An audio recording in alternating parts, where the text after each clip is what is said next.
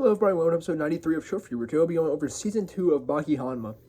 And this season starts off with us seeing the introduction of Pickle. Now, Pickle is a caveman from the Cretaceous period, or the Crustacean period. Cretaceous, yeah, that's right.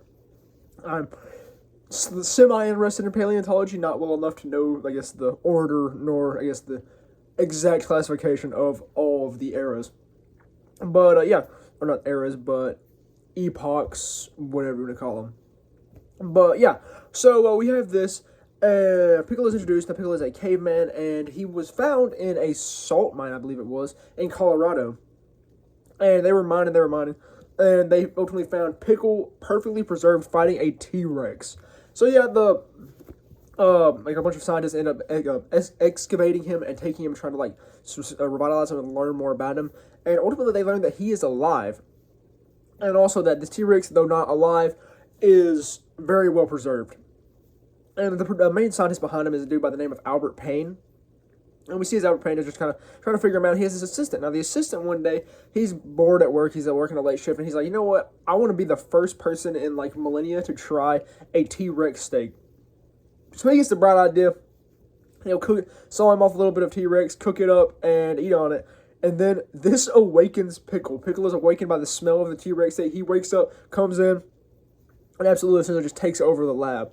Ultimately, he ends up escaping and running off. And this leads to eventually having the military intervening. And he runs about and shows his immense strength against everything. But yeah, so we see as Pickle kind of goes about, and ultimately he ends up running to Tokugawa Stadium. And Tokugawa Stadium, he just kind of sits down. He moved to Tokugawa Stadium because Pickle is a warrior, and he was drawn here by the sense that battles happen here. So he went to Tokugawa Stadium and just started chilling like this. And yeah, so with Pickle's arising, we see as everyone in the fighting world is aware of this. They're like, oh, I gotta fight Pickle because he fought a T-Rex. So we see as everyone from around comes in and is yo, we gotta fight him sometime. And we see actually as Yuichiro goes up against him briefly, and I mean nothing really big comes out of it. He was just kind of sizing him up. But yeah, so we see that, and then this is kind of where the fighting starts happening, because we see all of this. We see as everyone starts to get introduced to Pickle, learning who Pickle is, and ultimately we see as the dilemma of whether or not fighting Pickle is morally correct. Because I guess kind of what brings us along eventually is Pickle, once he's in the stadium, he's ultimately kept there. He's sedated at whenever it needs to be, but he can just break through the sedation whenever he wants.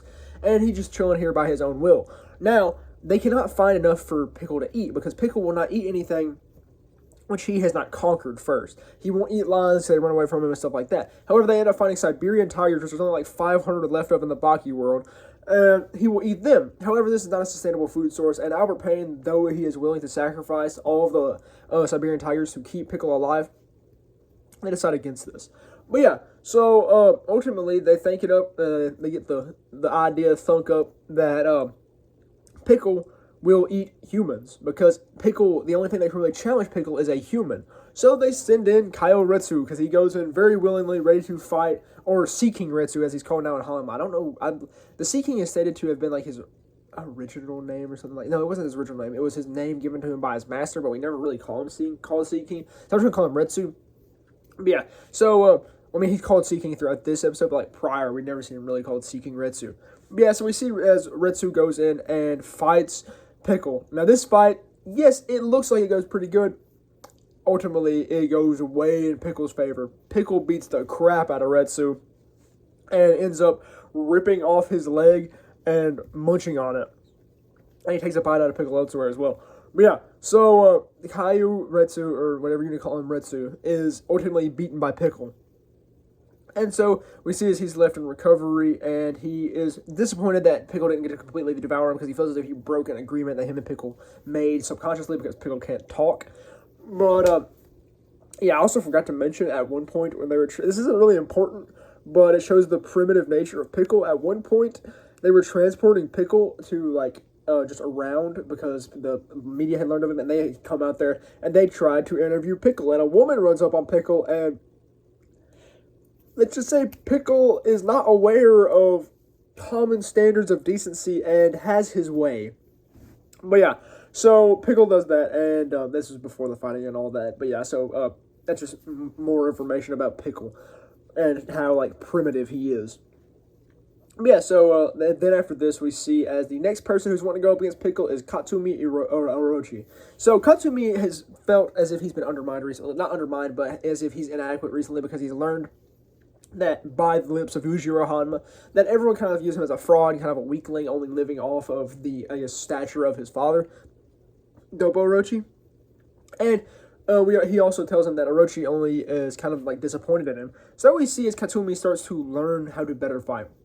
As he goes through like a training art to learn how to perfect the whip strike, and he ends up going to the Grand Kaio that we see in the original Baki 2018 during the Raitai tournament.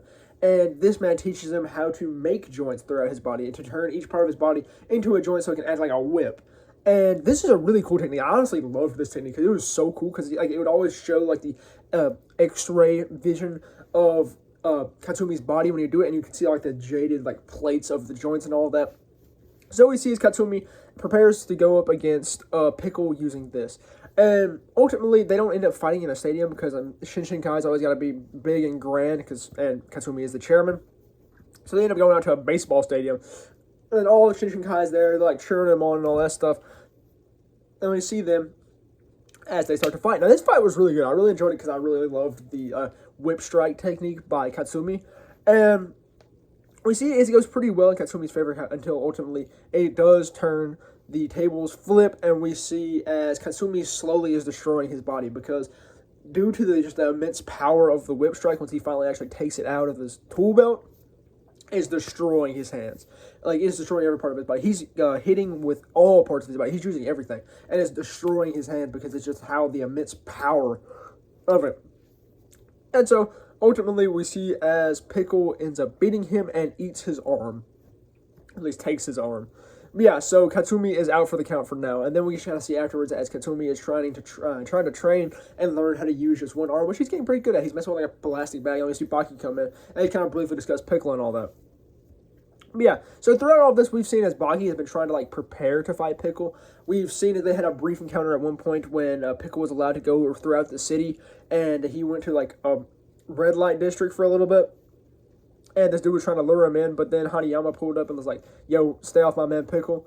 And ultimately, him and Pickle had a brief confrontation, but Hanayama and Pickle actually never ended up fighting.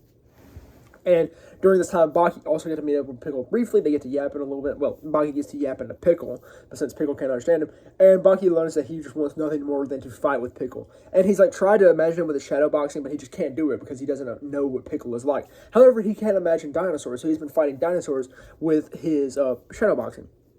But yeah, ultimately, Baki is preparing, and the time to fight Pickle comes. So they end up going, and well, Baki ends up going to Tokugawa Stadium, and Pickle is there chilling. And ultimately, him and Pickle like chill out for a long time because Pickle isn't hungry because they've been feeding him, and they don't really want him to fight. And Baki really doesn't want to fight Pickle because he realizes how like perfect and invaluable of a specimen he is. Because I mean, he's like 165 million years old and is living. So yeah, he doesn't really want to fight Pickle, but he also, the fire in him wants nothing more than to fight Pickle.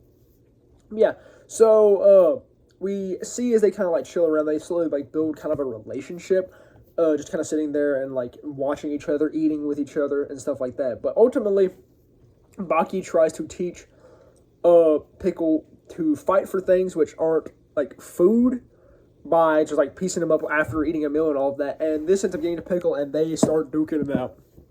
And the Pickle and Baki fight was really good. We got to see a lot. We got to see as like Pickle and Baki like slam down. We got to see like how durable Pickle was, because like throughout this we'd seen that Pickle had a very cartilage, like his cervical vertebra had a lot of cartilage that were very thick, so he wasn't really prone to taking like head damage really well. But yeah, so we see this. And we see actually as Baki takes advantage of this because he uses his like scrape punch technique to jar Pickle's head around. And this actually does damage, well not damage to Pickle, but it actually like helps to incapacitate Pickle, since yes, if he gets punched directly in the head, it's not going to do much damage, but if he scrapes it, I believe we saw that in the first season, but if he like hits it with a scrape punch like this, it pulls the skin rather than just impacting to hopefully jar. It shakes the skin, pulls it, and then jars everything due to the recoil. So yeah, we see Baki uses this against Pickle, and we also get to see as they throw each other from like the top of the lights in the arena, which ultimately leads to Baki getting really badly injured and Pickle not being too badly injured. And he briefly stops for a moment. He feels sympathy for Baki and everything, but then Baki ends up recovering, and they get back to fighting again. And ultimately, it comes down to a exchange of fists, like one-on-one. And they're just throwing. And Baki obviously cannot win this because he doesn't have the same strength nor stature as Pickle. And ultimately, Baki is defeated by Pickle. So this kind of ends the Pickle Wars saga of Baki, or Pickle Wars arc. And then we go on into the father and son quarrel arc, or whatever saga it is. But yeah, so we see as Baki is briefly in the hospital after Pickle's fight, and after having a physical, we see that Baki's brain is actually shaped like the face of a demon, like Yujiro's back. And we kind of see the first part of this is really focused towards Retsu, because after having his leg been removed, Retsu wants to get back into combat, and he wants to learn something new, so he's trying to learn boxing. And we see as he goes to a dojo, well, not dojo, but like a boxing club area, or boxing gym, and he goes about and he's fighting, and he takes down like a couple of the highest boxers this dude knows, and there ultimately leads to a dude by the name of Kaiser coming, who is a not really a sponsor, but announcer, a hype man, whatever you want to call it, kind of like a caterer for boxing matches. Kind of like, I don't know, what's the MMA dude? Crap, can't remember at the moment. But yeah, I know I watched a Moist Critical video on it on him the other day. But yeah, on the MMA like head dude or whatever his name is. But yeah, so we see this, and ultimately he is recruited to go and fight in Vegas. So he goes to fight in Vegas, and he fights this dude by the name of, I believe his name was like Jeremy Smoke or something like Jeremy. It's a Smoke, because his main technique was he moved like smoke.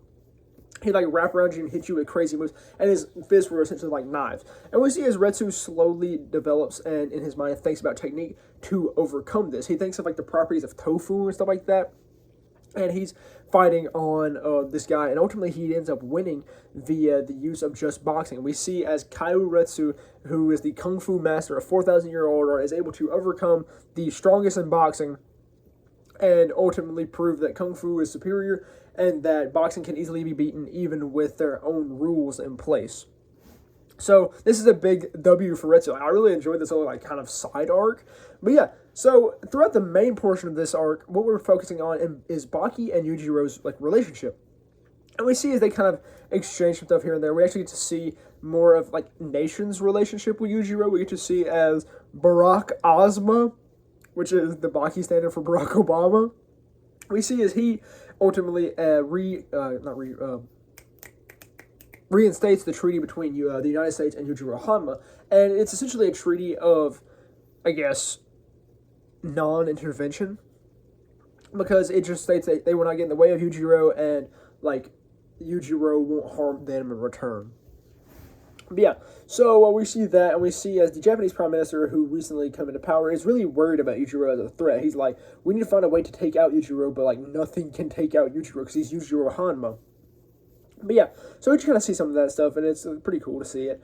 And we see as he ends up running up on, because they learned that the father-son duel is coming up pretty soon, and they try and go about stopping it, but ultimately he pulls up on them at like it's not a UN meeting, but like it's a United States and Japan meeting, and I don't know why I said even suggested UN. That's nowhere near the UN. That's just two countries. It's just like not even agreement, not even a treaty, just like a meeting. They just had a meeting, okay? But yeah. And Yujiro pulls up, he's like, yo, do not be interfering with my stuff, or I will break my treaty with you, because you broke a term in it with me. So, we see that progresses along, and we get to see more of Baki and Yujiro's relationship actually developing. We see as him and Baki actually share a meal at Baki's house. And we see as Baki's trying to like push the limits on Yujiro, which ultimately leads to Yujiro breaking the table in there and leaving. And then it just kind of progresses more and more. And at one point we get to see as Baki is approached by one of Hanayama's goons. I had no clue what the purpose of this part was, but he's approached by one of his goons to take down Baki. He obviously can't take down Baki, and Baki ultimately beats him. And it seems like Shiokubo or something like that. I believe he was in season 2. Yeah, he was in season 2 of Grappler Baki in 2001. Yeah, so we see this. And then ultimately, Yujiro ends up inviting Baki to have a 5-star meal at a meal at a 5-star restaurant because he wants Baki to experience his life now that he's kind of experienced Baki's. So he takes him to this restaurant, and Baki obviously doesn't know how to do a lot of stuff because he's never been taught in this because he barely had parents. Because, I mean, his mom was killed by Yujiro way early on when Baki was 13, I believe. Yeah, 13. Yeah, 13. And he's never been raised by his dad, really, besides in combat. So we see as they're eating here, and ultimately Baki ends up disrespecting Yujiro, and this leads to Yujiro literally whipping Baki in the middle of the place. Like he's spanking bro, and this ultimately leads to the beginning of the fight, which they kind of have a little bit more of a scuffle throughout the 5-star restaurant for a little bit until ultimately they end up plummeting down to the ground level with like onto a bunch of cars, and it's actually not comforting, but pillowing their fall. Not pillowing. What the heck is the word? Guys, I don't know what's going on. I got damn Dementors, I guess, today. But yeah, cushioning. There we are, cushioning their fall on the cars. And Baki and Yujiro get down here, and they kind of commence the big portion of their fight. Now, what I liked about this fight was it really, not really this fight, but like this, well, I'll actually say this later.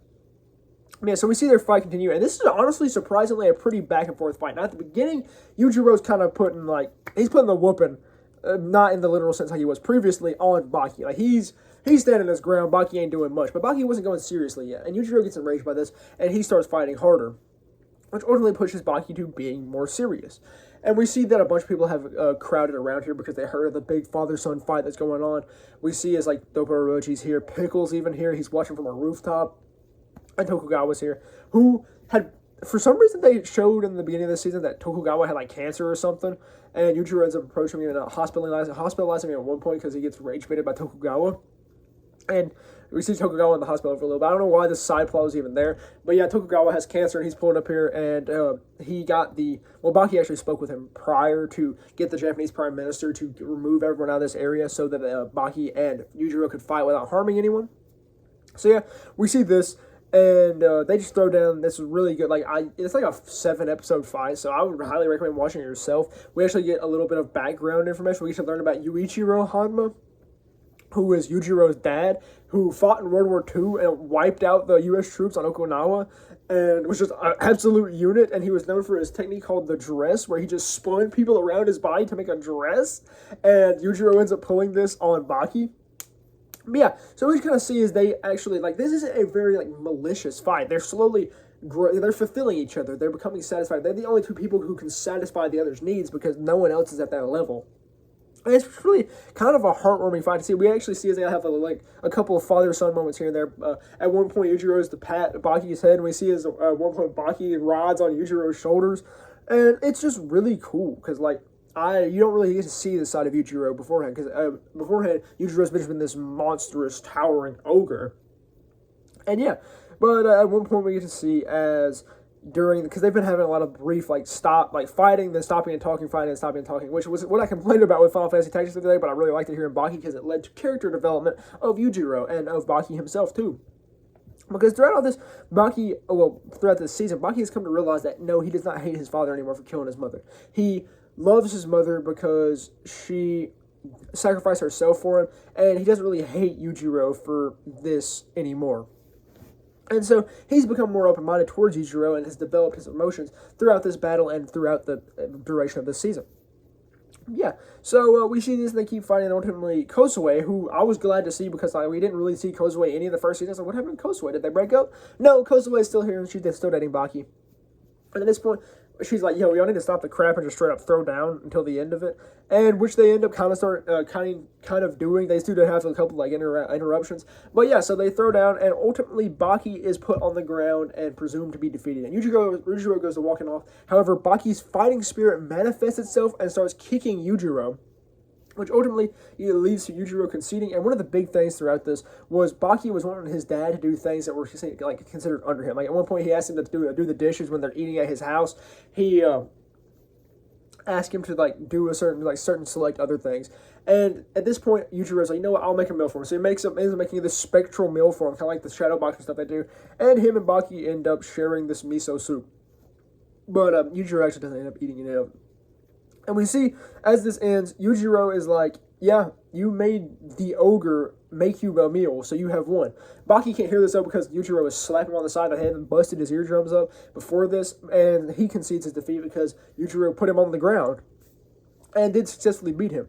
So we see as the world's strongest recognizes the now world's strongest as the world's strongest. So both of them now kind of hold the title, even though Baki did lose this match. But yeah, even though he lost the physical war, but not the mental one. So yeah, but yeah, I just said yeah like 8,000 times. My apologies. But so that kind of concludes the fight. And then afterwards, we actually get to see that Retsu, still in America, was actually able to beat the heavyweight champion in an exhibition match. Well, I believe it was, he didn't really say what type of match it was. He didn't say it was exhibition. He didn't say it was like kind of just like a scrap. But he ultimately ended up getting the belt and the title. But yeah, that's all there really was for season 2 of Baki Hanma. Now, I really love this season. This is probably my second favorite season, like all of Baki. Because my favorite is... It would either be tied or one lower than the first season of the 2001 Grappler Baki, because I loved that. That was such a good season. But Baki Hanma season 2 was great too. So it would be, like I said, it'd be second or tied for first. I mean, what I love so much about it though was that it humanized Yujiro. I love when you can humanize a villain because it actually makes you feel for them rather than just being like, oh, they're a monster, pure evil. Let's get him. Let's crucify him, or like burn him at the stake or something. But yeah, I just really like that because, like prior, like I said, we had never really seen Yujiro as a human. He'd always been the ogre. Everyone called him the ogre to, I guess, remove his humanity from him. But Yujiro is just a human who has human desires and wants to be fulfilled, as every single human does. However, due to his discipline and his, I guess, structure of life, he can't be fulfilled by anything that isn't better than him or equal to him. And Baki gave this to him. He gave him a fair and solid fight, and this made Yujiro thrilled. He loved this. And Baki loved as well. Baki loved that he was fulfilled. They were, like I said, they were the only two people that could fulfill each other's desires because they were the only two people who were of equal strength to their strength. They were the only two people at that level, which was really great to see. I loved this episode. I loved this show in total. Like, the first season was great, and the second season was even better. Like, honestly, Baki Hanma, I liked it more than Baki 2018, I gotta say. So, I would say Grappler Baki, that was from the 2001, is probably still at my top. And then Baki Hanma, then Baki 2018. Now, I still haven't watched Baki, though. I'm watching Solo Leveling right now after Hanma because I have had a friend who's been not grinding me, but been on me about watching Solo Leveling, so I decided to give it a watch. I'm like 3 episodes in right now. So I won't be watching Baki Do until probably after that, but I cannot wait for when I do, because I can't wait to see how Miyamoto Musashi gets resurrected. But yeah, that's all I really have about Season 2 of Baki Hanma and just really the show in general. So thank you very much for watching. That's all I really have for episode 93 of Show Review. So thank you.